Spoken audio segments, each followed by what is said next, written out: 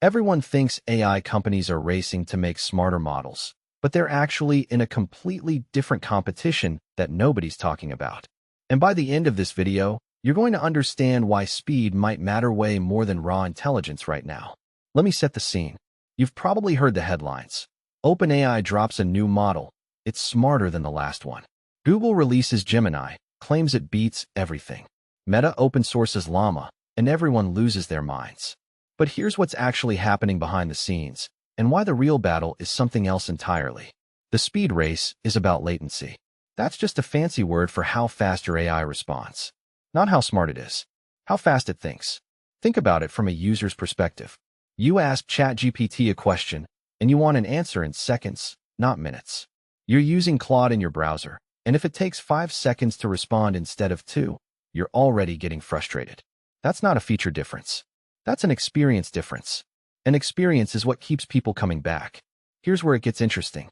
Making an AI model slightly smarter takes months of research, billions of dollars in compute, and you need a genuinely new breakthrough to move the needle. But making it faster?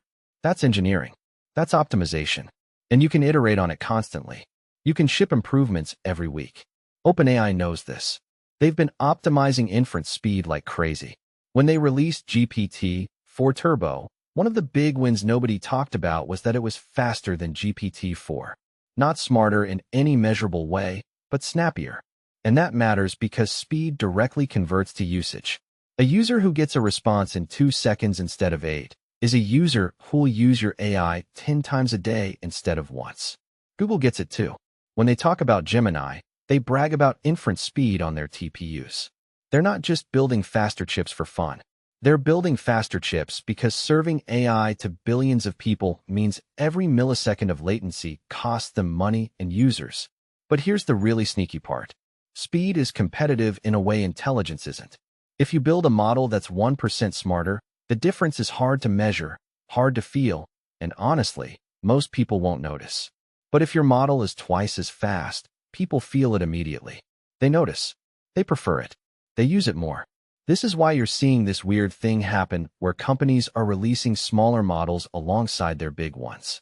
Mistral, for example, released Mistral 7B, which is way smaller than GPT-4, but it's also way faster and surprisingly capable.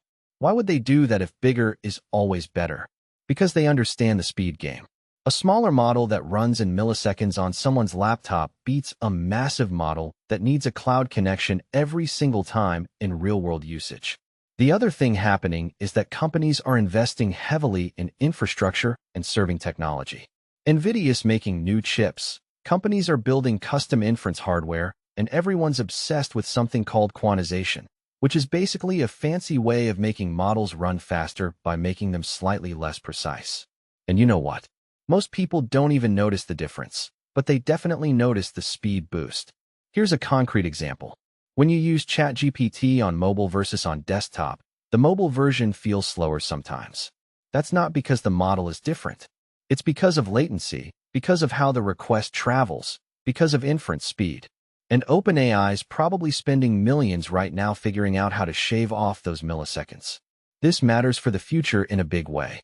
Because if speed becomes the primary competitive advantage, then the race isn't about who has the smartest researchers anymore.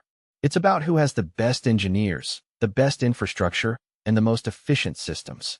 That changes who wins. It also means that open source models have a real shot. Because you don't need to be the smartest to win if you're fast and free. You just need to be good enough and available. That's why models like Llama are so dangerous to the big players. They're not trying to out-research OpenAI. They're trying to be good enough, fast enough, and accessible enough that people use them anyway. The speed race also explains why companies are obsessed with on-device AI right now. Apple's doing it with their neural engines, Qualcomm's doing it with their chips, and everyone wants you running AI locally, because local is always faster than cloud. There's no network latency. There's no waiting for a server to respond. It just works. So when you see the next big AI announcement, don't just listen to the benchmark numbers. Ask yourself, how fast is it? Can I use it in real time? Will it feel snappy or sluggish? Because that's increasingly what separates a useful AI product from one that sits in a drawer. The wild part is that most people don't realize this is happening because companies don't market speed the same way they market intelligence. They don't put it in the headlines. But it's the thing that actually determines whether you'll use their product or switch to a competitor. And here's what I find fascinating. Speed optimization is a never-ending game. You can always make something faster. But there's a ceiling on intelligence, at least with current approaches. So the companies that figure out how to win the speed race might actually have a more sustainable advantage than the companies chasing the next breakthrough in raw smarts. If you want to actually understand what's happening in AI beyond the hype and the benchmark wars, subscribe. I break down the real story behind AI news every few days, and it's usually nothing like what the headlines say.